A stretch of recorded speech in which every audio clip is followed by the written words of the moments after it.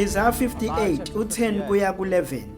Uma uzinikela ekupheni abalambile, usize ukwanelisa izifiso zabalusizi, uyoba njengengadi eniselwe kahle, njengomthombo wamanzi ongashi. Umbhalo onamazwi amangalisayo, kodwa uyizeleze. Iminyaka kukhulunywe esontweni, kwabelwana ngezwi, kodwa zincane izithelo. Ubufakazi bokushintshwa amandla kaKristu, ukukhululwa kwabampofu kuwo wonke amajoka. Ukutshala ngendlela kaNkulunkulu kuyivangeli likaJesu Kristu elifakwe amabhuzu. Livangeli lakho kokubili, izwi kanye nezenzo, futhi lisengadini eniselwe kahle. Lapho sizithoba khona siqeqeshe abampofu ukuze baphume ekuhluphekeni. Ngakho ke asenze njalo nje. Izingadi ezitshalwe kahle zincane okungaba u6 by 6 meter, okuyizingadi zokubonisa, ukuqeqeshwa nokufundisa abalimi emphakathini yabo. Yize noma zincane kodwa zinkulu ngokwanele ukuqeqesha abalimi ukuthi bangayiqala kanjani indlela yokulima ngokukaNkulunkulu ngokwempumelelo emaplazini abo amakhulu. Zithatha amahora 2 kuya kwa3 kanti futhi ayibizi kakhulu. Imiphakathi yonke iyahlangana kulezi vande, hayi ngesikhathi sokutshala kuphela, kodwa bazofunda isinyathelo ngesinyathelo, kusukela ekumbiweni kwemigodi, izikhuthazi, ukutshala, ukumboza ngaphezulu imbewu, ukukhipha ukhula kanye nokuvuna. Ngikukhuthaza ukuthi wenze isibonelo ngengadi eniselwe kahle, ukuthi uthokozise ngokwenza imincintiswano kanye nemidlalo, ukunika abalimi ithuba elanele lokujwayela isibonelo. Isikhathi esikahle sokuqala ukusebenza isivande ingesikhathi izimvula zisekude, ukuze abalimi basebenzise lokho abakufundile futhi babe nesikhathi esanele sokuhlela amasimu abo ngendlela efanayo. Isibonelo, endaweni lapho ukutshala khona kwenziwa ekupheleni kukaNovemba, okuyisikhathi esingesihle ekuneni kwezimvula zasehlobo esifundazweni saseSouth Africa. Isikhathi esikahle sokulungiselela izivande zakho inyanga kaAgasti kuya kuSeptember. Kushiya abalimi nezinyanga ezimbili ukuze bahlele izindawo batshale ngesikhathi. Uma uhlala eduze nomphakathi owusebenzelayo, unethuba elihle kakhulu. Thatha isifundo sehlukanise izigaba bese uthola iqeqebana labalimi ukuze lenze isigaba ngasinye ngaphambi koqeqesho olukhulu. Izivande ziletha amathuba amahle okushumayela ivangeli. Ngakho khumbula ukufaka izwi esifundisweni sakho izikhathi eziningi ngokusebenzisa imifanekiso kanye nezindatshana ezizoveza ivangeli eliphilwa empilweni. Njengemifula yamanzi engenamkhawuko, zinikele kusizeni abampofu ngokwethembeka uphinde uqeqesho minyaka ngeminyaka. Sizizwela sinogqozi olukhulu ngalokuzibophezela okuqinisa isisekelo sobudlelwano ongakwazi ukwakhela kuso. Kwenze umphakathi uthathe ukutshala ngendlela kaNkulunkulu njengeyabo. Kukaningana abalimi abambalwa abahlakaniphile ngokwanele ukushintsha eminyakeni emithathu, kodwa emva kwalokho abalandeli banda ngendlela emangazayo. Ungapheli amandla ngonyaka wokuqala, wesibili, wesithathu, wesine, wesihlanu. Kweminye imiphakathi ngiqaphele ukwehla kwabamkelayo, futhi ngokubekezela nangezinhliziyo zabo zonke, ukuzinikela ukusiza ngokusheshsha uNkulunkulu uyangenelela. Ukuze ukhululeke udinga ukuzibophezela kwakho. Nanka amaphuzu angakusiza ukhetha indawo engakunika isivande esihle. Khetha indawo ekahle futhi esobala lapho wonke umphakathi uzokwazi ukubona konke okwenzayo. Khumbula, uzobe utshala kuyona leyo ndawo iminyaka eminingi. Ngakho khetha indawo enhle zisuka nje.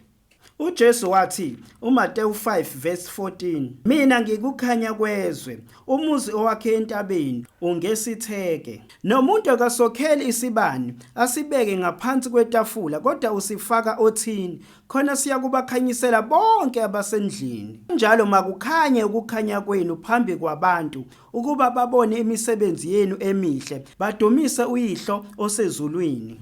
Izindawo ezinhle la kungenwa khona ezikhungweni zomphakathi, emasontweni noma ezimpambanweni zemigwaqo. Qiniseka ukuthi unendawo enkulu ngokwanele ngaphambi kokuba uqale.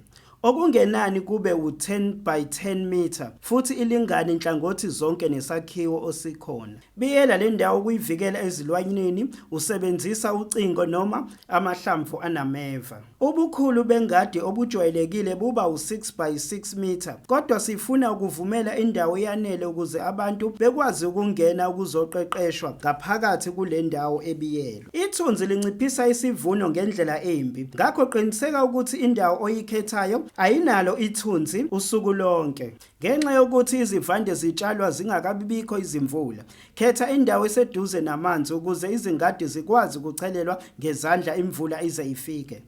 Khetha umuntu othembekile ozomenza imeneja yendawo yakho, oseduze naye uzokwazi ukuyinakekela ingadi. Khumbula, sifuna izivande zakho zibe ukhanya ebumnyameni. Ngakho yenza yonke into kuleyo ndawo yakho ibe sezingeni eliphezulu ngendlela ezomunika udumo uNkulunkulu. I-Ethering rope intambo ekaliwe eyenza ukuthi kube lula ukutshala ngendlela kaNkulunkulu kuwo wonke amazinga aphezulu.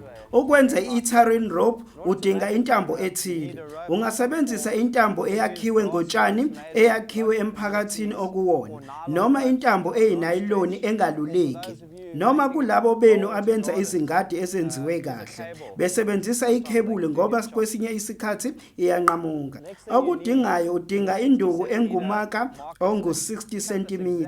Inqume kahle uyisebenzise njengomaka wokusungula omaka bakho kuyo intambo uqobo lwayo. Ungasebenzisa izinto ezizobonakala njengezivalo zamabhodlela, izinqanyana zamaplastiki ongazibophela kuyo intambo. Ubopha ifindo ngakolunye uhlangothi bese ufaka induku ngakolunye uhlangothi lensimbi, futhi u60 cm ukusukela lapho kuleyo nduku. Faka umakha wakho okokuqala ubophele kulona. Ehle usuka ku60 cm ukusukela lapho phakathi nendawo kuloyo makha. Bese ubophela isivalo sakho sesibili. Futhi yehla uye phansi ku60 cm uphinde ubophe esinye isivalo sakho esilandelayo.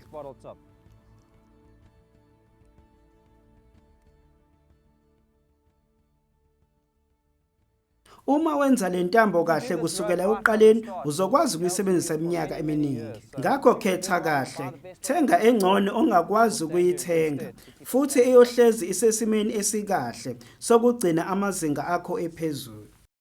Nakho odinga ukuphathe u7.2 meter wentambo enomaka abangu60 cm. Ngizochaza ukuthi kungani kungabi u6 meter khona maduze. Usodinga u6 meter wentambo onawumaka abangu75 cm. Izinduku eziwu4, izipikili eziwu25 eziwu4 inch. Izipuni ezintathu ezincane u5 ml. Izipuni zokudla ezintathu 12 ml. Izinkomishi ezintathu noma amathini kube 350 ml. Inkomishi eyodwa yembewu yombila elinganiselwa embewuni engu350. Inkomishi eyodwa yembewu kabhontshisi elinganiselwa embewini engu180. 1 kg welamu, 2 kg compound D DAP noma NPK 232. Uma uqeqesha endaweni lapho khona abalimi bengasebenzisi izikhuthazi, kumele kodwa ube nawo omncane ukukhombisa ukuthi kwenziwa kanjani. U1 kg isikhuthazi, ammonium nitrate noma iure. Lezi zinto ezilandelayo engizitholile ungazithola endaweni osebenzela kuyo. Amageja amahlanu, u50 kg wesaka likamanyolo. Lenqwaba yemvunde yokumboza okwenziwe izinto zezitshalo njengamaqabunga, utshani obomile noma amakhasi ombili. U200 wamalitha amanzi.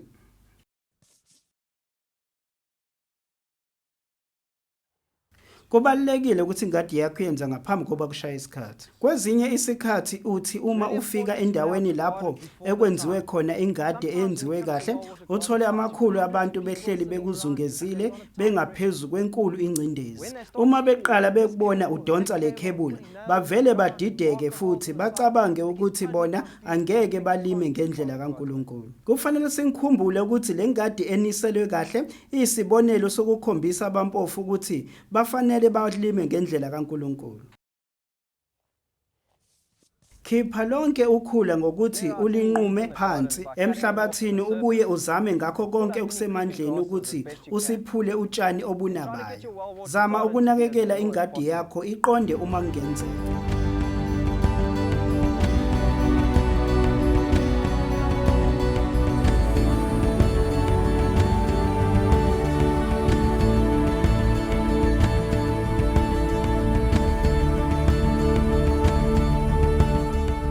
Qondisa ingadi yakho noma uthango kanje, noma isakhiwo noma indlela yokuhamba.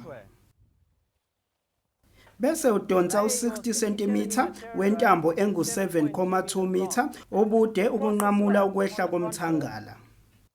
Hloma isipikili sokuqala phansi, leli ikhona lokuqala. Iya ngakolunye uhlangothi lwensimu, donsa u-7.2 m wentambo yakho, iqine kahle. Bese ufaka ikhona lesibili. Lokhu isiqalo sesiqalo sakho esingashintshwa. Isinyathelo sesibili ukudonsa intambo enomaka abangu-75 cm wehle nayo. Patrick, uma ungahle nje udonse lokho kuqine. Ngizobopha leli findo ukwenza unombolo 2. Sebenzisa iphepha ukuqondisa umsuka wakho. Patrick, if you can come a little bit more this way. Back a little bit. That's perfect. Elula u-70 cm wentambo kulomuqa, udonse kuqine bese wenza amakhona akho ngezipikili ekugcineni. Leli ikhona lesithathu. Manje usunento esimise ukuka L engadini yakho. Vele uthathe isipikili bese ubeka umaka njalo ku-75 cm ngokulandelana. Ucele omunye akulandele ngemuva ukuba ambe umgodi asebenzisa igeja ukuze kuhlale kukhona uma kwenzeka ukuthi isipikili siphumele ngaphandle.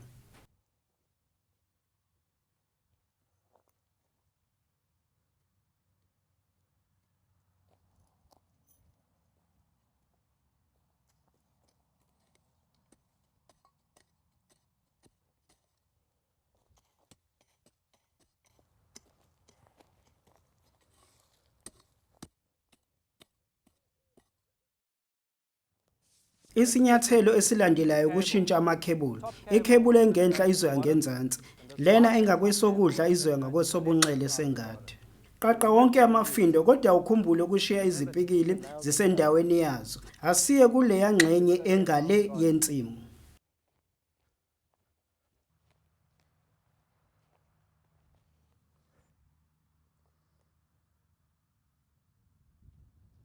Thatha ifindo ebelikwikhona unombolo 1. Patrick, asidonse le ntambo sehle nayo njalo size siyofika enzansi nensimu. Patrick, ungalifasa leli findo kukhona number 3. Thatha amafindo amabili kuzona zombili lezi ntambo. Faka izipikili phakathi kwawo bese udweba kahle baqonde. Indlela wakha isikwele esiqonde kahle engadini yakho enakekelwe kahle. Okulandelayo ehlela enzansi komuqa. Futhi faka omaka bakho bezipikile ekugcineni kwentambo.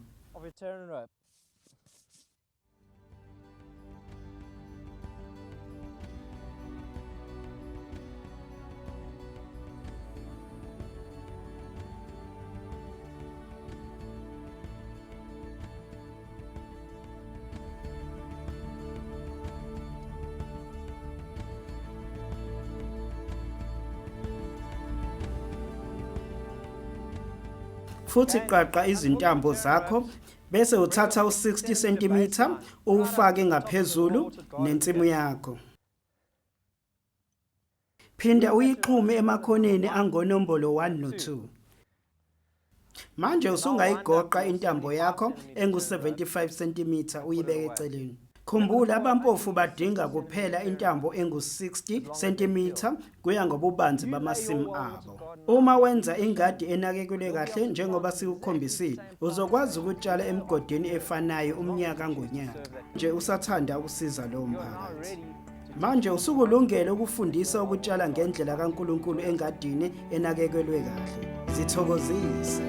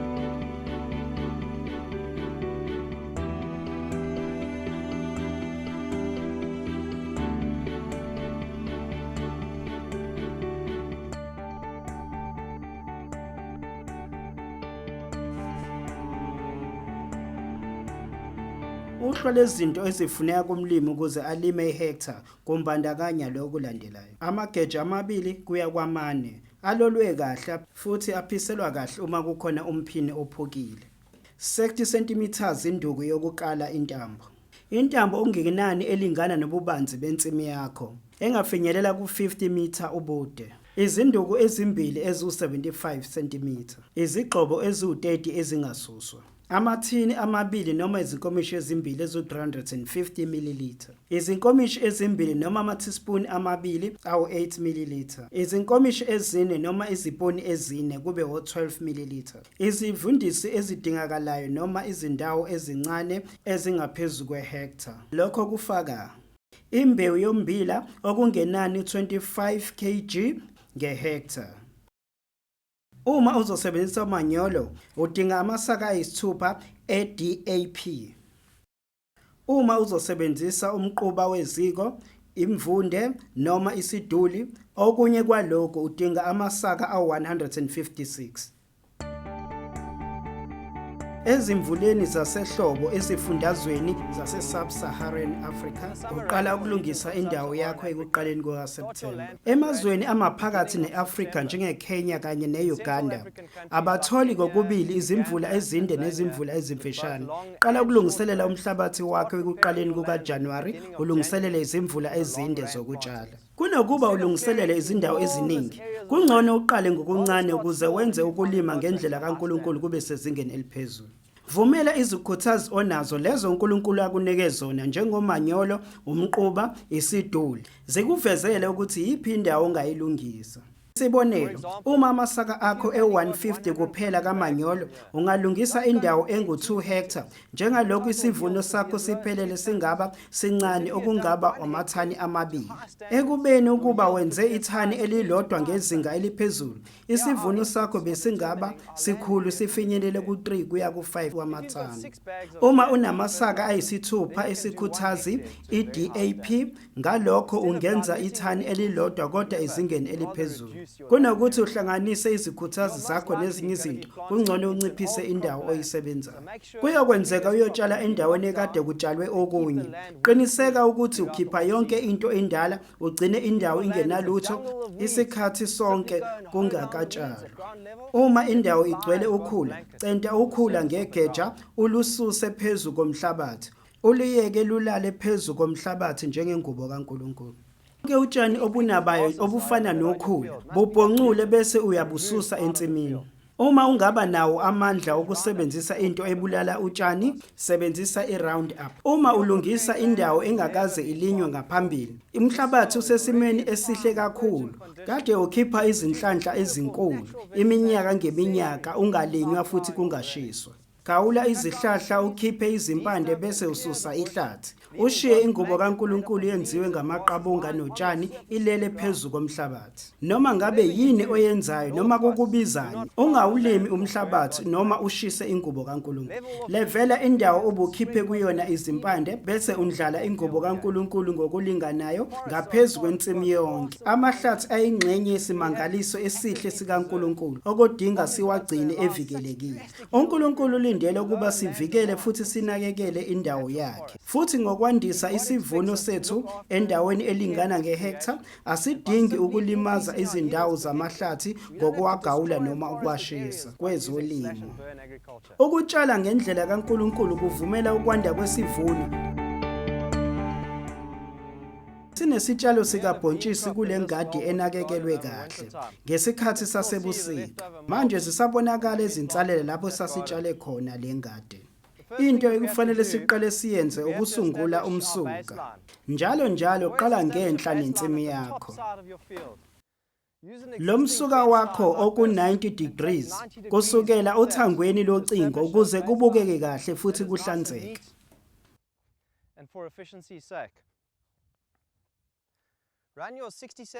Usebenzise intambo yakho engu-60 cm, inqumise iphambane nokwehlela emthangaleni. Lokhu kubaluleke kakhulu njengoba sifuna unciphisa ukugeleza kwamanzi kunciphe kakhulu.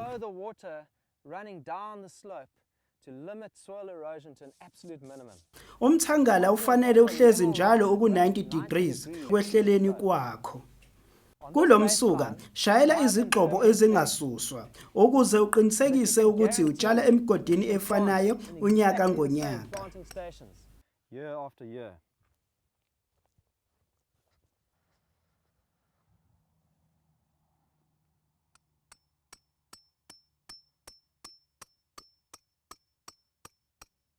Sebenzisa insimbi noma ugodo oluqinile ukuze lingaboli bese ubethela kujule ukuze kungawiswa izilwane noma izingane. Izigxobo esingasuswa kuyona yonke imigqa ewu-15 kuya ku-20 ukuqinisekisa ukuthi ugcina amaholo efana njalo.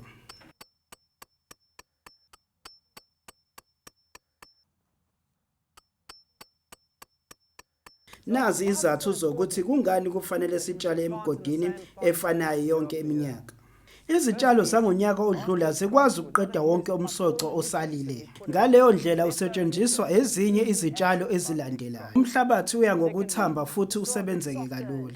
Izimpande zezitshalo zonyaka odlule ziyabola kuleyo mgodi ukwandisa ukuvunda komhlabathi. Zishiye imigodi yokwenza kube lula ukukhula kwezimpande zezithombo ezilandelayo. Kuphinde kwandise izintuba zokungena kwamanzi. Kuzoba ncane ukugxisheka komhlabathi njengalokhu izinyawo zizohamba phakathi kolayini. Kuba ncane ukuphazamiseka komhlabathi phakathi kolayini kunciphisa ukwanda kokhula.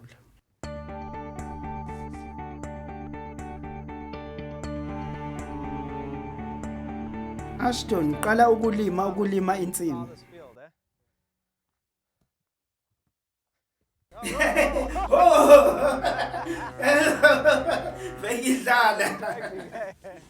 Khumbula ukutshala ngendlela kaNkulunkulu, asilimi. Buka lenhlabathi edabukisayo esitshala kuyo. Uma ucabanga ukuthi inhlabathi yakho yimbi, awukaze uyibone into embi kanje. Lena inhlabathi eyisihlabathi ngokujwayelekile. Sidinga ukuba nethemba elikhulu ukutshala kulomhlabathi. Amaholo ethu azoba u-60 by 75 cm ukwehlukana okuzosinika u-22,222 ngehektha. Amaholo afanele ukuba u-12 cm obubanzi bosayizi wegeja elijwayelekile. Amaholo omquba, imvunde noma isiduli afanele abe ku15 cm ukujula. Uma kumanyolo abe ku8 cm ukujula. Sizoqala sikukhombisa ukuthi ungayilungiselela kanjani insimi yakho uma usebenzisa umquba, imvunde noma isiduli njengesikhuthazi sakho. Beka ikhanda legeja kumaka wentambo. Beka ukwehlela bese ubeka igeja phakathi ku60 cm kumaka wentambo. Kudluza ingubo kaNkulunkulu uyibeke eceleni. Qala ku15 cm ukusuka kumaka, umbe ujule uye phambili kancane kanje. Ukujula okungango15 cm noma ngangesandla. Lokhu kuthatha ukuthi ushaye ka5 noma ka6. Lena inhlabathi eningi kakhulu, qaphela ungayilahli kude kakhulu ekwehleleni. Izophazamisa umugqa ongu75 cm ozolandela. Ukubeka inhlabathi ekwehleleni kusho ukuthi amanzi azothitshwa umgodi ngokuthi angene ngaphakathi aqoqeke njengedamu. Agcine esengena ejula ezimpandeni zezitshalo. Ukususa umhlabathi owubeke ngasekwehleleni akusilona isu elihle njengalokho umhlabathi uzophushwa ngamanzi ubuyele phakathi emgodini. Ukususa umhlabathi owubeke eceleni komgodi kusho ukuthi amanzi azobe sehamba ngejubane ebheke enzansi aze ayofika ekugcineni kwensimi ngoba awanayo imigodi ewabambezelayo. Ungasuki kule ndlela. Isimo semigodi siyehlela ngasenhla. Sehlela kakhudlwana ngenzansi. Uma umba imigodi hamba ngendlela ehlelekile. Ukusuka kwesokudla uya kwesobunxele ngokufanayo, ungachithi isikhathi ugxumagxuma uya kwenye.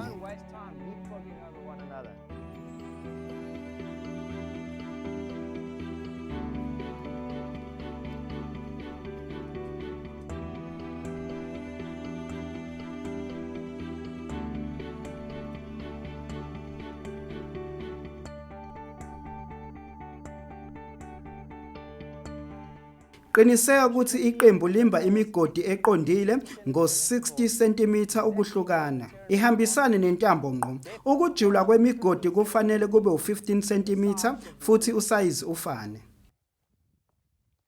Uma usuqede umugqa oqala, layinisa induku yakho ewu75 cm osuyinqumile ekugcineni kwephepha ukuthola u90 degrees. Uma uthanda kungcono kakhulu uvele udonse intambo yakho ishone phansi ngasohlangothini olulodwa lwensimi ukuthola u90 degrees. Against the perfect 90 degrees. Patrick shonale kancane.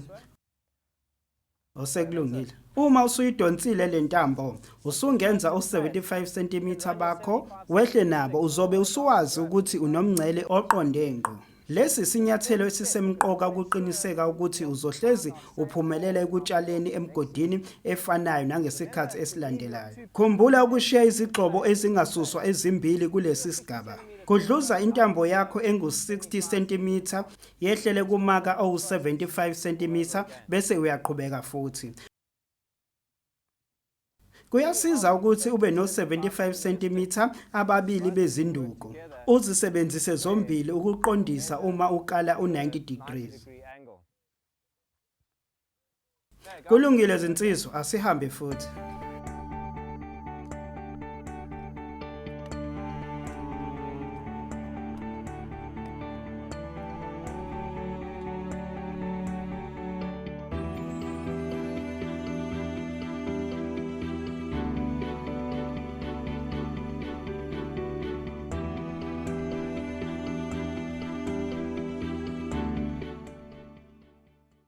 Uma usebenzisa umanyolo, imigodi yakho kufanele ibe u8 cm ukujula noma ibe ngangesandla. Wenza njengoba ukhonjisiwe ngenhla. Kodwa manje qala ukumba u10 cm ukusuka entanjeni bese ushaya kathathu. Sizokwenza umugqa owodwa kamanyolo ukuze ubone umehluko.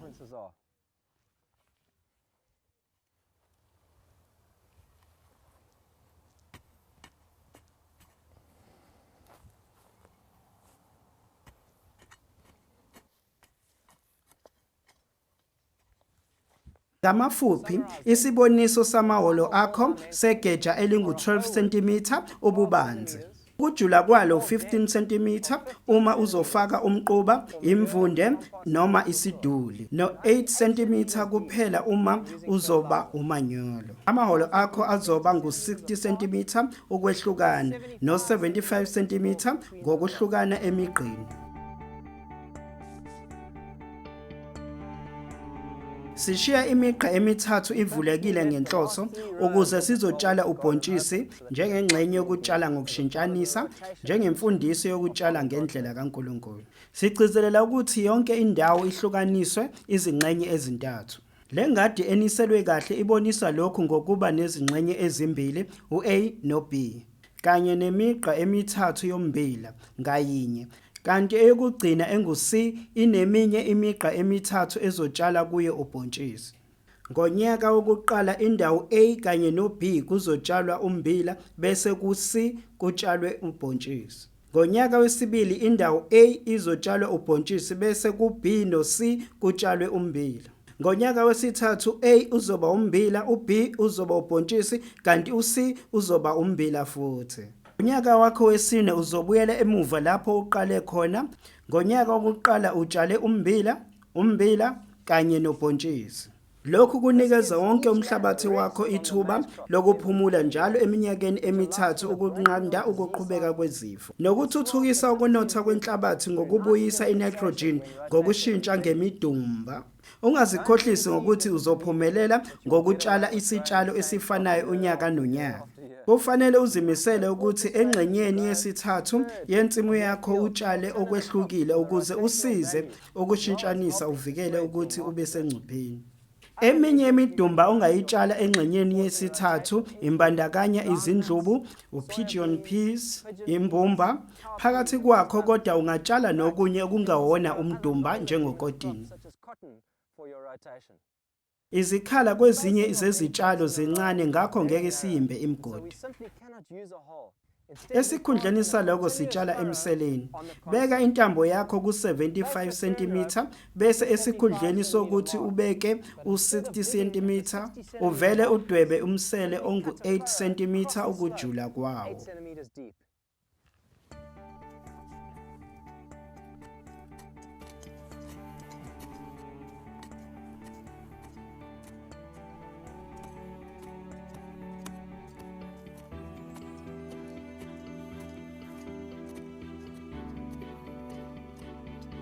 Alright.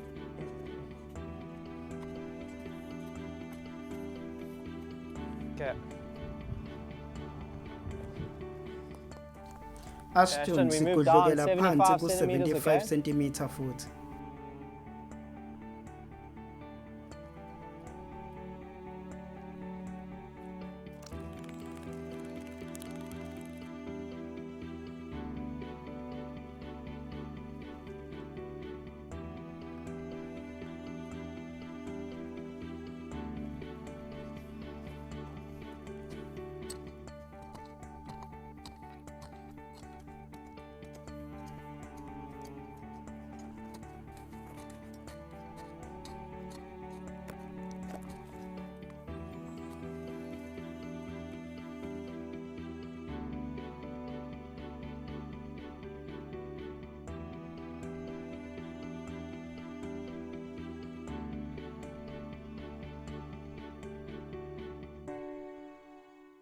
Bheka umsebenzi wezandla zakho uthokozele. uSolomoni ngokuhlakanipha wakhuluma ngobuhle bokusebenza kanzima. Singazithokozela lezi ngadi ubuhle bemigqa. Imigqa uma ubukisisa kahle isuka kolunye uhlangothi iye kolunye. Silethe ukuthula ekuxokozeleni endaweni encane. Amasimu enu kufanele abukeke kanje kuleli zinga. Bheka ukuthi inhle kanjani insimu enkulu. Abalimi kufanele baphakamise amakhanda abo bazigqaje ngomsebenzi wezandla zabo. Uma usuqedile ukumba amaholo akho, wabale uwabhale phansi. Khumbula angeke umanage into ongakwazi ukuyikala. Iningi lezimo zezulu eAfrika lingu-60 by 75 cm. Ulungile kodwa uma usogadulo lapho ikhona imvula ingaphansi kuka-600 mm. Kufanele unyuse izikhala zakho ziye ku-75 by 90 cm. Kwezinye izinhlobo zenhlabathi ngokujwayelekile lena inombala ocishe ube bovu, kanye nalapho izimvula zonyaka eziba nkulu khona. Kunomkhuba wokuthi inhlabathi yakhona igcwale u-acid. Le mihlabathi egcwele i-acid ilimaza umsoco loyo odingakalayo ekukhuleni kwezitshalo, uwenza ungatholakali ezitshalweni. Lokhu kubange isivuno esiphansi kakhulu nokungabibikho komsoco. Ukusetshenziswa kwelamu kwezolimo kwandisa ukufudumala komhlabathi, kuwenze ube nomsoco odingakalayo. Lokho okuzovumela ukuthi umsoco kube lula ukuthi udonswe izimpande. Okunye ngakusebenzisa ngaba umlotha uhlanganise necompost. Vele ufake ithisipuni yomlotha emgodini ngamunye kanje. Ukwenza kwakho kungangcono kakhulu uma inhlabathi yakho ihloliwe. UBrian Aldridge wafaka umlotha njalo emva kweminyaka emihlanu emasimini akhe ayinkinga, ngakho udinga ukwenza lokho njalo emva kweminyakana. Ngenxa yokuthi asilimi nokumboza ngengubo kaNkulunkulu engu-100%, iminyaka ngeminyaka isidingo somlotha siya ngokuba sincane kakhulu.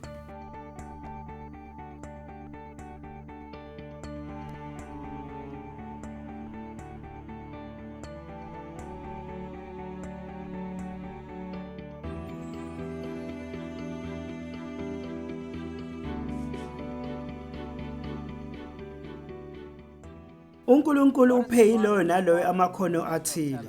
Kwabanye elilodwa, abanye amabili, abanye ayisihlanu. Ngabe lokho kusho ukuthile kuwena? Ngiyethemba ukuthi uthembekile ngakho konke uNkulunkulu akuphe kona. Kufanele sifunde ukupha ukuze siphume emqondweni wokuhlaza sicela. Indlela esicabanga ngayo kufanele ishintshe. Angeke sihlale sithathe singabuyiseli emuva.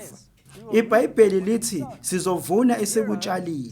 Okungekho ngikuphindaphinda ngokungekho kulingana nokungekho. Uma ungafaki lutho ngisho emhlabathini enothile, awutholi lutho. EUganda, Malawi, Mozambique banenhlabathi enhle. Bathi kimi, asidingi ukufaka izikhuthazi njengoba sinenhlabathi enothile. Kodwa uma ngibabuza ngithola ukuthi bathola isivuno esiphansi kakhulu. Siyovuna okungangalokhu esikutshalile. Minyaka yonke izitshalo zimunca umsoco emhlabathini. Ngakho kufanele kube khona esikubuyiselayo ukuqinisekisa ukuthi lo msoco uyatholakala enyakeni olandelayo. Uma usazi isibalo semigodi yakho, usungakwazi ukubala izinto ezidingakalayo. Udinga 350 ml ngomgodi uma usebenzisa umquba. Uma uno-22,222 wemigodi, lokho kulingana no-7,7 cubic meters ngehektha odingeka uhlukanise ngo-50 okulingana namasaka angu-156 omquba ngehektha. U-350 ml ngiwuphindaphinda ngo-99 wemigodi. Kule ngadi kukunika u2/3 wamasaka adingakalayo. Uma usebenzisa umquba, imvunde noma isiduli, sebenzisa u350 ml inkomishi noma okufanayo futhi uqale ngakho ngaphansi ku15 cm ukujula kanje. Sifuna ukuba namazinga avala umpheme ngokusheshsha, ngakho-ke amazinga ethu kufanele agcinwe ngaso sonke isikhathi. Faka izikhuthazi emahholweni emigqeni emibili kanye kanye, ukunciphisa ukwehla wenyuka kuwona wonke umugqa wesibili. Uzodinga amasaka angu-156 kukhona konke lokhu ngehektha okuyinto eningi, kodwa ungapheli mandla. Imvunde ingenziwa ensimini ukuze ingadingi ukuthuthwa iyiswe kwenye indawo. Bheka indlela yokwenza imvunde esigabeni esilandelayo. Qiniseka ngokuthi ufaka inani elifanele lomquba ngaphansi kuwo wonke amahholo. Olunye ukhula ensimini yakho yiwona ummbila, uqobo lwawo. Ngakho qiniseka ukuthi uhlanga nohlanga luthola amathuba afana nolunye. Sifuna ukuba namazinga avala umpheme ngokusheshsha. Ngakho kufanele sigcine amazinga ethu ngaso sonke isikhathi. Ubuningi besivuno kwi-hektha elinomanyolo siba ngamathani angu-3 kuya ku-5, elinomquba siba ngamathani angu-2 kuya ku-5, bese kuthi elinesidulu amathani angu-1 kuya ku-3. Isilinganiso sesivuno sethu kuleli zwekazi silinganiselwa emasakeni ayi-7 ngehektha. Ngaleyo ndlela singenza kahle kangcono ngokuphindwe kashumi ngokusebenzisa izixazululo ezilula, ezihloliwe nezisobala. Lezi khuthazi zontathu zakha impilo yomhlabathi wethu, ziwenze uvunde, zandise izinga lawo nokubukeka kanye namandla omhlabathi ukugcina amanzi. Futhi ziyancomeka kakhulu kanti zibiza kangcono kunezinye izikhuthazi. Khumbula, kufanele ugcine isimo sokufundisa samukelekile kwabampofu ngaso sonke isikhathi. Noma usufika ekushintshweni kwezitshalo, ngiyakugqugquzela kufanele kube khona okubuyisayo. Kungesikhathi sifaka izikhuthazi emgqeni kabhontshisi. Vele ufake u-350 ml emseleni, uvuvuzele kahle ngokulingana. Uma usudlulela komunye u-60 cm, phinda ufake omunye u-350 ml ngokulingana emseleni.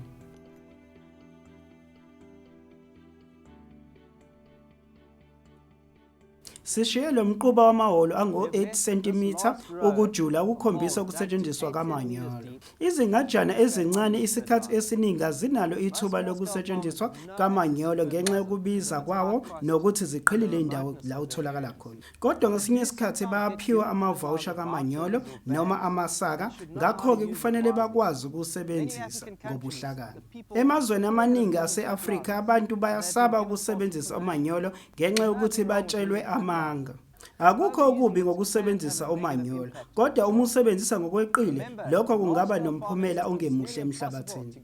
Khumbula ukuthi ensimini enkulu kucishe kube nzima ukubuyisa umthamo womsoco okhishwe izitshalo. Ngakho-ke kunesidingo samanyolo. Lapho uBrian O'Brief waqala khona ukulima ngendlela kaNkulunkulu, omanyolo babesetshenziswa kusukela ngo-1984, bathola imiphumela emangazayo. Izikhuthazi zifika ngezinhlobo ezimbili, basal and top dressing.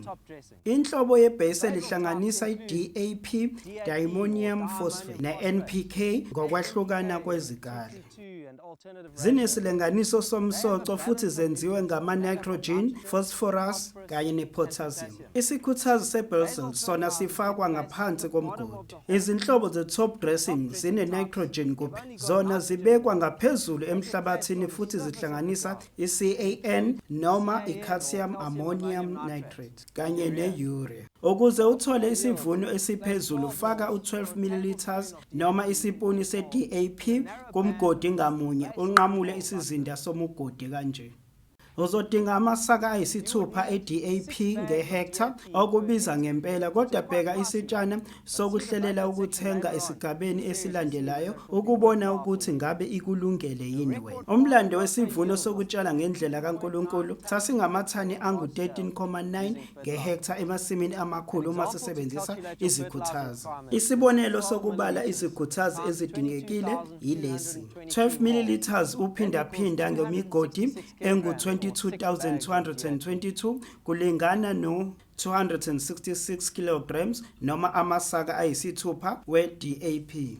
Uma usebenzisa isikhuthazi kolayini bezitshalo zakho ozoshintshashintshayo, vele ufafaze isihloko sesispoon esincane kulelo nalelo banga elingu-60 cm kanje. Kusukela ekuqaleni ngikukhuthaze ukuthi ulungise indawo ozokwazi ukufaka izikhuthazi ezifanele kuyo, hhayi ukufaza izikhuthazi ezincane endaweni ebanzi. Ngakho uma nje unezikhuthazi ezincane, kungcono usebenzise lokho onakho endaweni encane ukusebenzise kahle ngezinga eliphezulu kunokwenza indawo enkulu ezingeni eliphansi. Mboza zonke izikhuthazi zakho ngomhlabathi ongango-3 cm kusukela onqenqemeni olungenzansi. Ukuthola injula efanele yokutshala ummbila ongu-5 cm noma ubude bebhokisi likamentshisi. Lolu ngwengwezi lubaluleke kakhulu ukuvikela imbewu ingashiswa izikhuthazi, ikakhulukazi uma usebenzisa izikhuthazi nomanyolo. Isembozo futhi sivikela nokulahleka kwe-nitrogen emoyeni.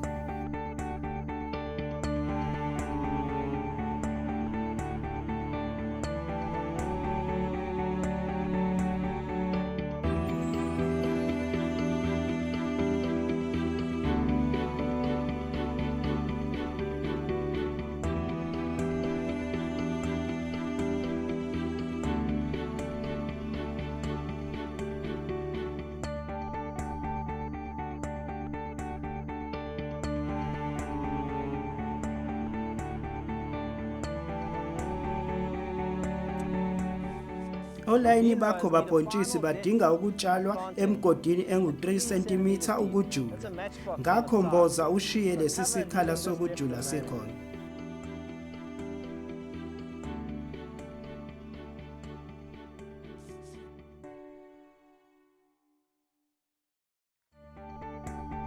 Noma ngabe ukuphi nendawo emhlabeni, insimu yakho kufanele ikulungele ukutshala okungenani amaviki amathathu ngaphambi kokuba kufike isikhathi sokutshala.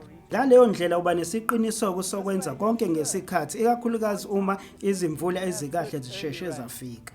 Ezifundazweni okunetha kakhulu kuzo ehlobo njengase-South Africa, Zambia, Zimbabwe, Mozambique, kumele ube sewulungele ngokuphela kuka-October, sewumbe imigodi wafaka izikhuthazi bese uyimboza kancane ukulungiselela umhla ka-10 kuya ku-25 November, okuyizinsuku ezikahle zokutshala. Phakathi nesifunda lapho izimvula zina khona isikhathi eside eKenya, Tanzania, Rwanda, Uganda ziningi. Kufanele ube sewukulungele ukutshala ekuphileni kukaFebruary, ngoMarch ube usuqedile ukutshala. Izikhathi eziningi eAfrika ngibuzwa ukuthi kuhamba kanjani ngokutshala komile. Ngiyakunxusa ukuthi ungakwenzi lokho. Ungatshali komile. Kungathi uzoba nezimvula zokuqala ezanele ukuthi kuqhume bese uyiba nemkhemezwana. Kufanele utshale kabusha.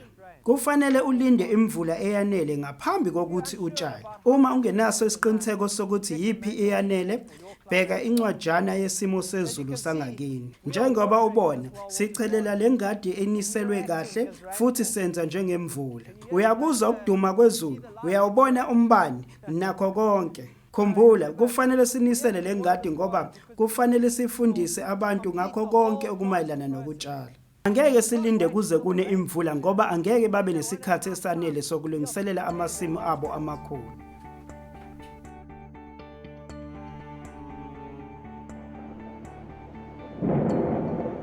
Kubeka sengathi siyiqede ngesikhathi esifanele lengadi. Nakho sekufika izimvula zokuqala zasentwasahlobo. Ngiyathemba ukuthi uzobe usulungile ngesikhathi.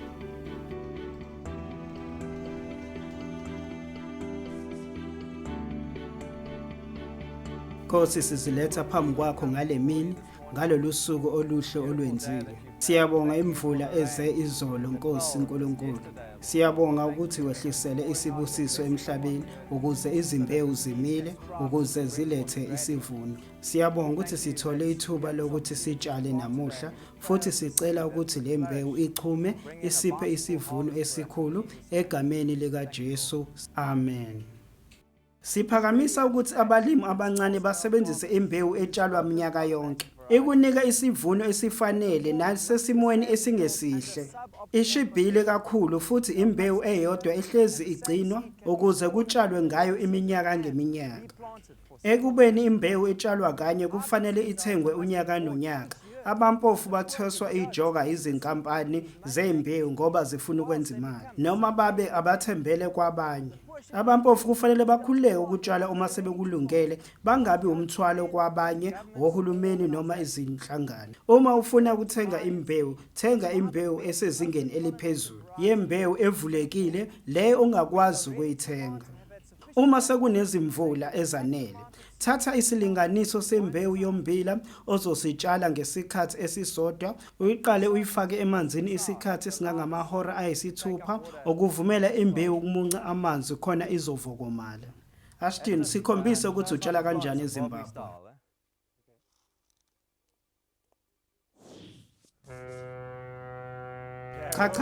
Cha yima. Ngiyazi la ntshala khona emgodini oyodwa nifaka imbewu 6, 8 noma 12. Ngokutshala ngendlela kaNkulunkulu kufanele sishintshe ukwenza, senze ngezinga eliphezulu.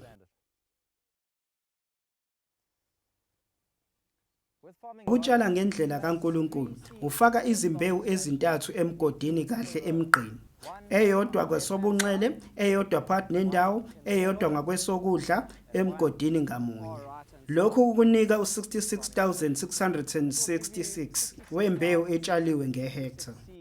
Uma utshala emahholweni anomquba, imvunde noma isiduli, imbewu ifanele ibe u2 inch noma amabhokisi amabili kamentshisi obubanzi ukusuka ngenhla kwehholo. Uma utshala ngomanyolo imbewu uyifaka ku-1 inch noma ibhokisi lamentshisi ububanzi ukusuka ngenhla komgodi. Lokhu kuyoqinisekisa ukuthi izimpande zikhula zishone phansi zithole umsoco owanele ngqo ezimpandeni. Lezi ngxenye zezinga zimnika udumo uNkulunkulu emasimini ethu.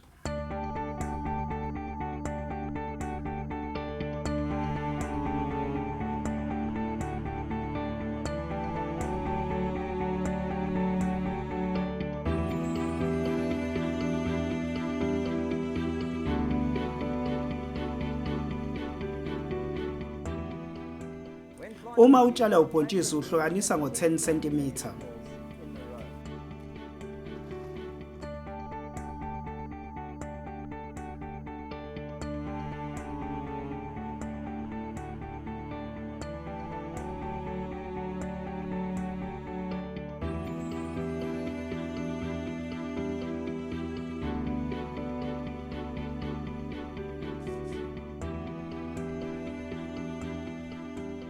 Manje ngoba sesitshalile asiphuthume sigqibe imigodi.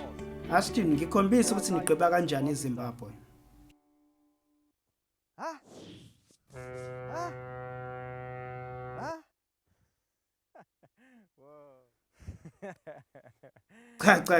Cha ngokutshala ngendlela kaNkulunkulu.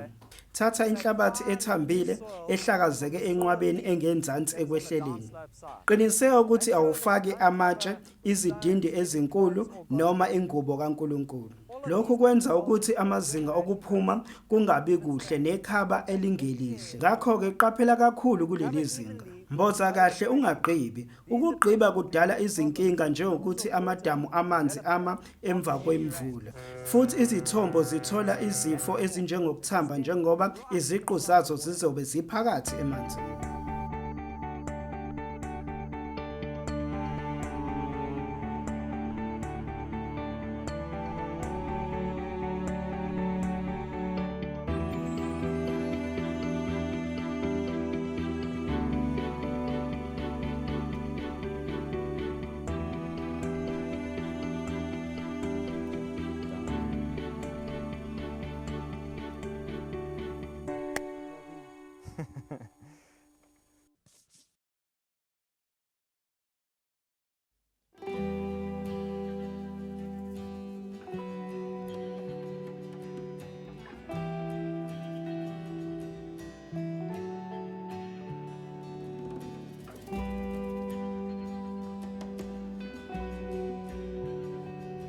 Sisethithikama ehlathini lemvula eMzansi neAfrika. Abantu abaphuma kuwo wonke umhlaba beza lapha ukuzothokozela lesisimanga esadalwa uMdali.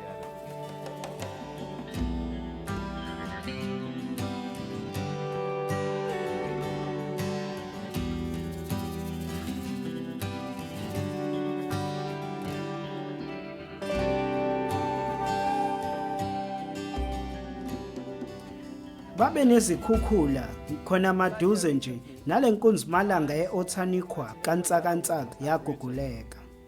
Imbula izimfihlo ezimbili ngaleli hlathi. Eyokuqala ukuthi zimfishane kangakanani izimpande, kanti esibili ukuthi uhlephuka kangakanani umhlabathi. Lokho kuyaqhubeka. Kungani ngempela leli hlathi lilihle njengoba lenza?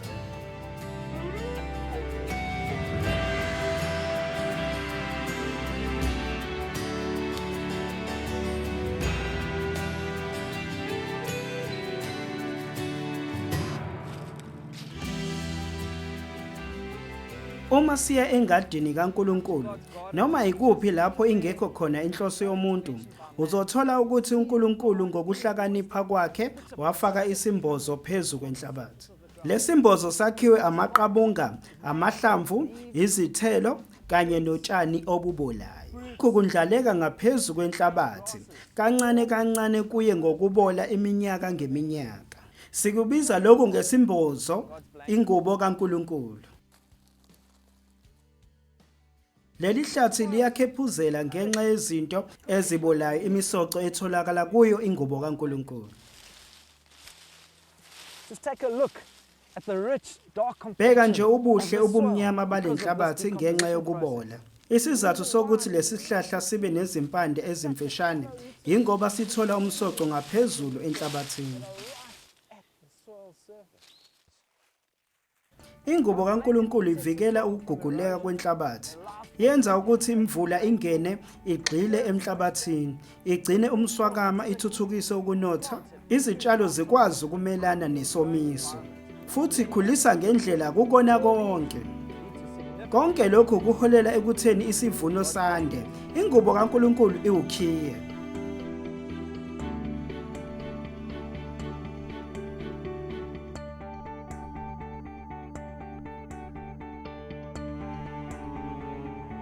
Sidinga ukuba sibe no-100% isimbozo enhlabathini nangaphezulu.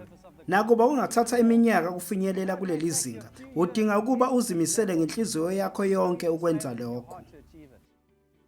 In the beginning, you will find Kuqalene njengoba unezinhlanga nokhula ngakusebenzisa njengengubo. Uzodinga ukuthi ukuqoqa. Ukuze ukwazi ukwenza lokho uzosebenzisa utshani obusikiwe, amakhasi kabanana, inkunkuma ehlathini, ungaqoqa ngisho komakhelwane ngaphambi kokuba bayishise inhlanga. Sizosiza ingubo yethu esikhona ngokusebenzisa lobutshani obunqunyiwe. Mboza insimu yonke kahle. Yebo ngisho namigodi. over the holes. Imbewu izoqhuma kuyona ingubo le, ngakho ungasabi. Ingubo kaNkulunkulu ibalekile ayichaze ngokwanele. Cannot emphasize Akekho ngalivumela lintshontshe emini kwaBha. Akekho ngalivumela lintshontshe emini kwaBha. Lintshontshe emzini yabo. Bengalivumela. Kungani uvumela into ebaleke kangaka ekutshaleni ukuthi idliwe izilwane zamakhelwane wakho? we really Sidinga ukubona ingubo kaNkulunkulu njengengcebo yomhlabathi. Inakekele uyiqongelele. Oh, Patrick, yeah.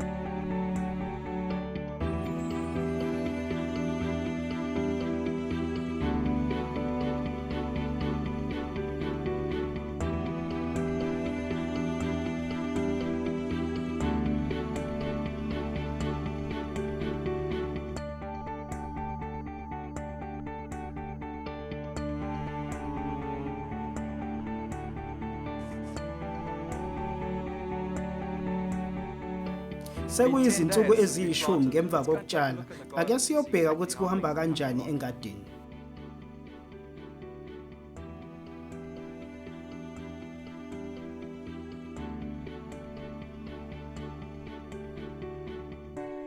Wow, akubheke lezi zithombo ziphuma kuyona ingobo kaNkulunkulu. God's blanket. Emergence is an incredible display. Ukumila kuyisabelo sendalo kaNkulunkulu. Take a dead Namandla okuthatha okubolile ukwenze kuphile futhi kuchume. Njengalolu hlamvu sasifile siphila esonweni sethu. Kodwa uJesu waphefumulela impilo yakhe kithi. Ngomusa wakhe sivuselwe ekuphileni impilo ephelele. Ngiyafunga ubukhathazekile ngokumila kwingubo kaNkulunkulu. emerge through this blanket. Nami futhi kwabanjalo ngiqala ukuzama ukulima ngendlela kaNkulunkulu. Izitshalo zami zokuqala zazimbozwe inqwaba yengubo yezinhlanga zombili. Futhi ngakhululeka kakhulu impumelelo yokumila kwazo. Izithombo zingamila kancane kuyo ingubo kaNkulunkulu ngenxa yezinga elibandayo lomhlabathi. Kodwa ungambuluzi ngokusheshsha, uyangena egiyeni udlule endawo lapho kungekho khona ingubo. Khumbula akuyi ngokuthi uqale kanjani, kuya ngokuthi uphethe kanjani. Ake sibheke insimu yonke ukuthi ibukeka kanjani.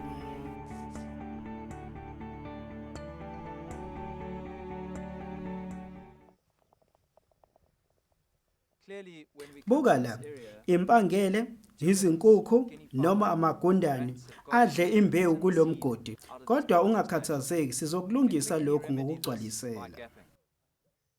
Bala imigodi engaphumanga lutho bese uyiphinda kathathu ukuthola imbewu oyidingayo. Kulesibonelo sinemigodi eyisihlanu okungamilanga lutho kuyona. Ngakho sidinga izinhlamvu eziyi-15. Thatha lezi nhlamvu uqale uzicwilise emanzini amahora ayisithupha ukuze zimunce amanzi kahle bese zilungela ukuyogcwalisela. Emva kokucwilisa izinhlamvu amahora ayisithupha, vele ufake izinhlamvu ezintathu ngomgodi lapho kungekho khona lutho khona. Uma uzifaka enhlabathini, awudingi ukumba imigodi kabusha. Vele uzicindezele kuya ku-5 cm ukujula ukuze le mbewu imile kahle.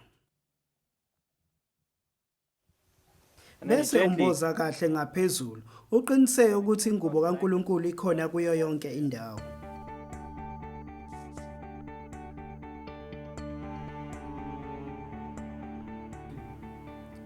Ngokutshala ngendlela kaNkulunkulu, asilidingi ukhula emasimini ethu.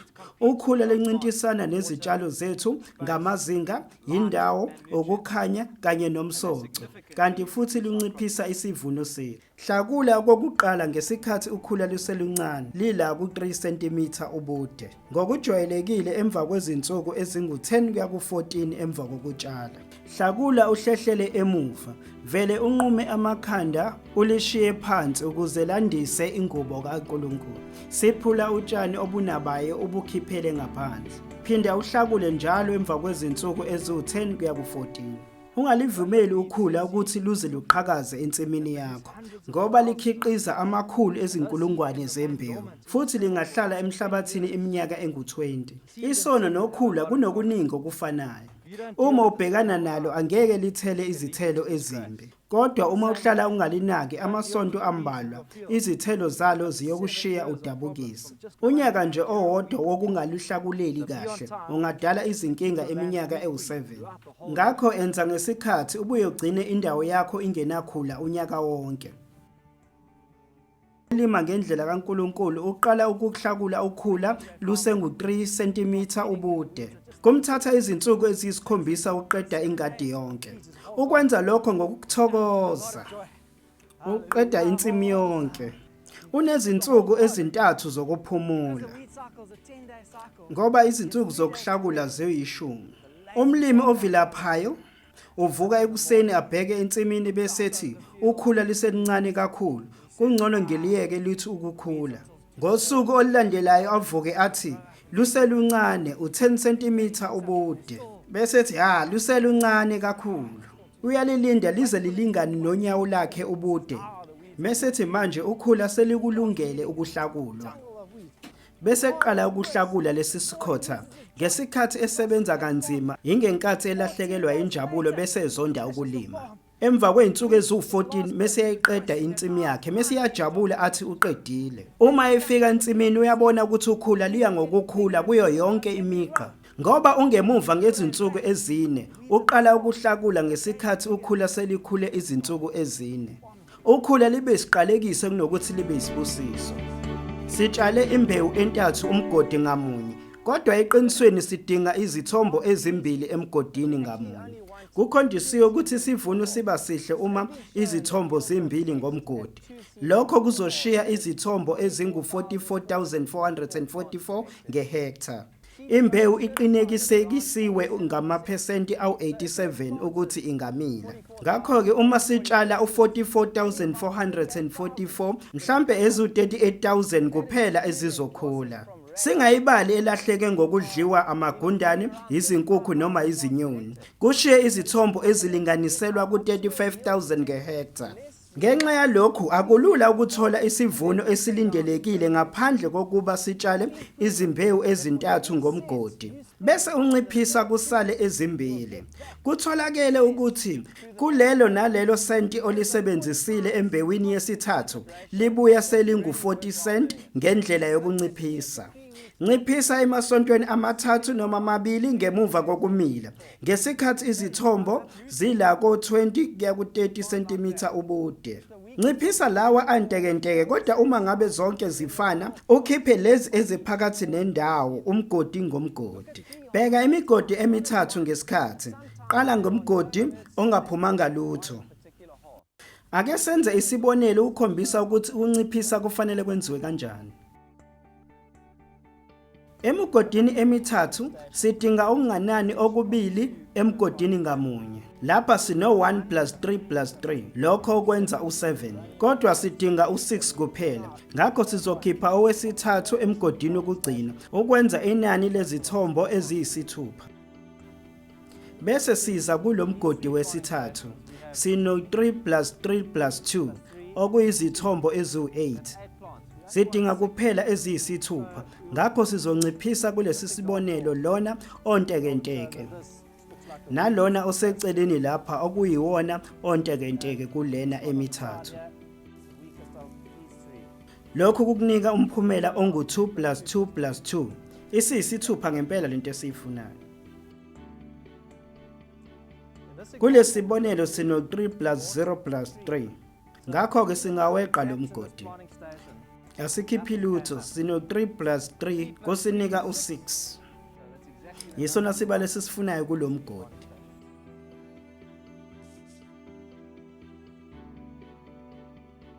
Faka isikhuthazi ngemuva kokunciphisa, sebenzisa isipuni esingu8 ml noma isipuni setiye esiqongile ekuqaleni. Bese ufaka i-ammonium nitrate. Uyiqhelise ngo7 cm ezithonjeni. Ngiyasenhla ukuvikela ukuthi iziqu zingashe.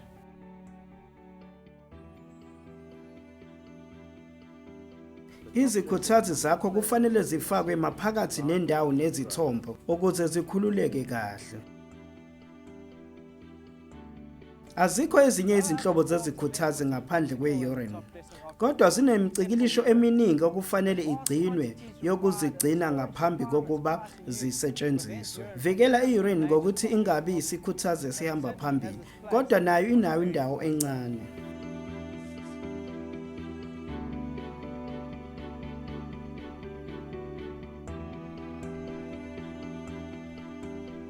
Qhubeka nokuhlakula njalo izinsuku eziwu10 kuya ku14 uphinde wengeze ngokhula kwingubo kaNkulunkulu. Kuyamangalisa ukubona indlela okwehla ngayo ukukhula kokhula uma unengubo enhle. Okungenani kufanele uhlakule kathathu ngaphambi kokuba ikhaba lakho lihlanganise. Qhubeka uhlakule uhlehle ukhula luseluncane.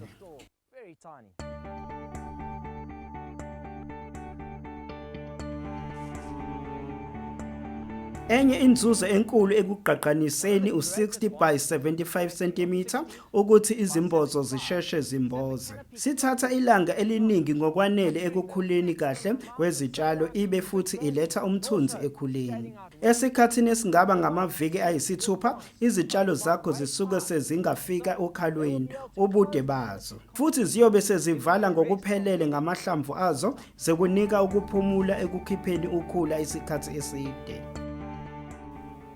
Amahlumela kwesinye isikhathi aphazamisa isitshalo esiqwini.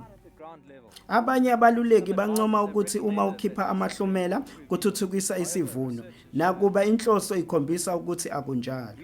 Siyawukhuthaza ukuthi unciphise amahlumela cishe la emasontweni ayisithupha ezingadini zenu eziniselwe kahle ukuze zibe nenhlanzeko.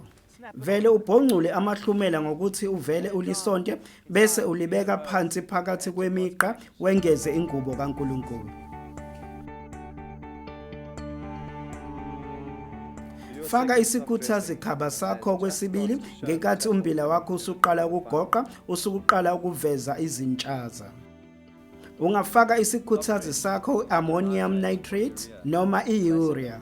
Faka u5 ml noma isipuni esincane esigcwele ngasenhla kwesiqu sesitshalo. Faka isikhuthaza khaba ibanga elingangesandla ububanzi noma u10 cm ubude ukuvikela ukusha kwesiqu.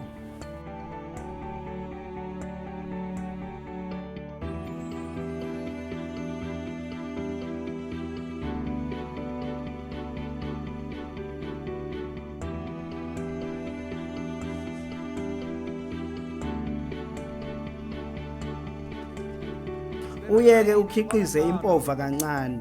Lokhu kubizwa ngokuthi ubulili besilisa. ukhiqiza impova. Lesihlavana sempovu, lezi hlavana zempovu ziwela ngaphezu kwesihlahla sombila bese zingena zehle ziye zifinyelele kobesifazane obubizwa ngesikhwebu. Zonke izinhlamvu esikhwebini zixhumeke ngaphandle ngosilika. Uhlamvu olulodwa lwempova luwela kusilika owodwa ngesikhathi. Leyo mpova ibisikhula ngaphakathi kusilika ivuthiswe inhlamvu ngayinye. Nakuba uma ungenayo ingubo kaNkulunkulu endlaliwe, uzothola cishe u2/3 wesikhwebu ozoba nezinhlamvu. Iningi lingabi nalutho. Uye uzibuza ukuthi kungani? Kulula. Labo silika abancanyana uma sekufike isigaba esithile sonyaka bayoma bese beba izinhlamvu ezibonakalayo esikhwebini sakho. Ngakho-ke labo silika abomile uma impovu iwela kubona ingeke ikhule nje ngaphakathi ivuthiswa iqanda ngalinye. Ingakho-ke uthola ukwakheka kwezinhlamvu ekuqaleni kuka2/3 wesikhwebu.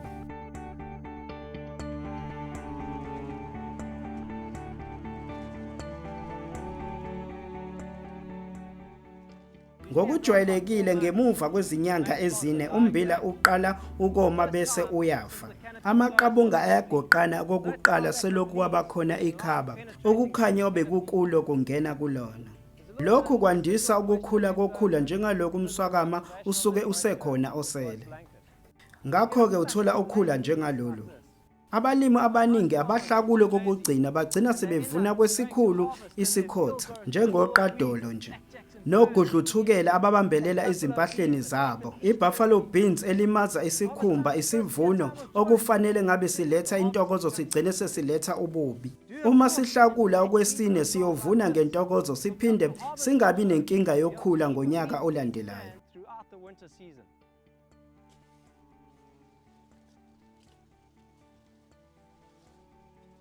Amazing. Kuyamangalisa ukuba nengubo kaNkulunkulu. Kufaka ingcindezi ekumileni kokhula. Ngobunye bobuhle bokwenza u100% wengubo kaNkulunkulu.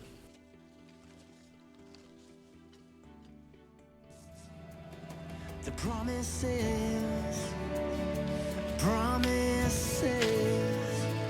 walk in it, shine bright, let your glory fill this land, faith, hope, you know that. Isikhathi sokuvuna siyisikhathi esiyintokozo kakhulu kubalimi. Sesivune amasaka amaningi kabhontshisi manje sesivuna umbila. Vuna uma umbila wakho usuwome ngokwanele ngokujwayelekile izinyanga ezimbili emva kokuqhakaza imbali. Izinhlanga ziyobukeka sezomile kakhulu, izikhwebu zibheke phansi. Izinhlamvu zizobe sezome kahle kakhulu ngalesi sikhathi. Ziqinile futhi zisulekile sekunzima ukuzigumuza. Kuleli zinga izikhwebu zinomswakama ongu-30%. Vuna izikhwebu zakho bese uzigcina endaweni ephephile, eyomile, enelanga eduze kwendlu yakho, phezu kwendlu yakho noma ulengise endaweni yokuneka zize zome kahle. Lezi zimbewu azizukuba nayo indawo ekhanya ngale kuzona uma sezilungele ukulondolozwa. Lapho zisuke sezinomswakama ongaba u13%. Ngaleso sikhathi ke umbila sewudinga ukugcina. Ufakwe imithi ethize bese ugcinwa ezikhwameni. Ake sithathe lezi zikhwebu siyise la kuhlola khona kuze zihlolwe.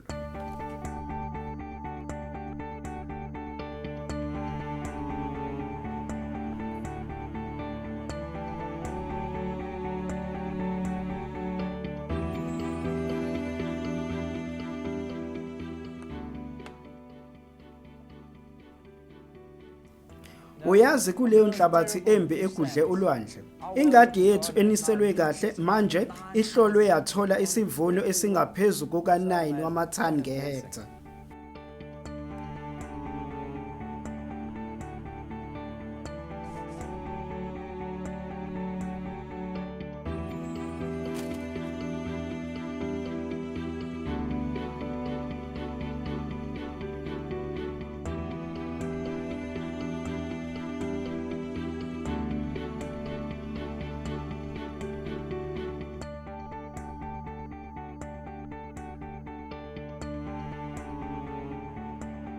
Umswenya Isinambuzane siyinkinga embileni, kodwa singalwa nawo uma singaqonda kahle ukujikeleza kwempilo yawo. Uqala njengesibungu ekuqaleni konyaka, bese uba yivemvane eluzalela amaqanda esiqwini. Agcina eseyizimpethu ezibolisa isiqu, eshiya izimbobo ezinhlangothini zezinhlanga. Bese kuba isiphungumangatha emva kwezinsuku eziwu-27, bese impilo iqala phansi futhi. Lo mjikelezo izikhathi ezahlukene ngesikhathi sokutshalwa kommbila. Kodwa ekupheleni konyaka, isiphungumangatha sakheka esiqwini sesitshalo endaweni ebandayo emhlabathini. Uma izinhlanga ziwisiwe, zingaveza isiphungumangatha ekukhanyeni nasekushiseni. Lokhu kuyasibulala kanye namathuba okuthi sidliwe izintuthane, izinyoni, nokunye okubolisayo kunganciphisa ukuhlaselwa ukubola. Ukunqanyulwa kwezinhlanga sekuqinisekisiwe ukuthi kuyinto engeni. Kungcono uzisuse phansi, ngoba kusuke kusekhona ukubola ezinhlangeni. Kodwa esikhundleni saloko zilaliswe phansi. Lalisa izinhlanga zibheke emuva ngokuzikhahlela eziqwini. Uzindlale ngokulandelana kwemigqa. Lezi zinhlanga ziyingubo kaNkulunkulu yonyaka olandelayo. Ungazishisi kanti futhi zama ngakho konke okusemandleni ukuthi uzivikele ezilwaneni. Isifundo esilandelayo sibizwa ngokuthi izizathu ezingama-20 kungani senza isenze njani. Sizokubonisa ukuthi kungani ingubo kaNkulunkulu iqinisekisiwe ukuthi iyinto ebalulekile emhlabathini.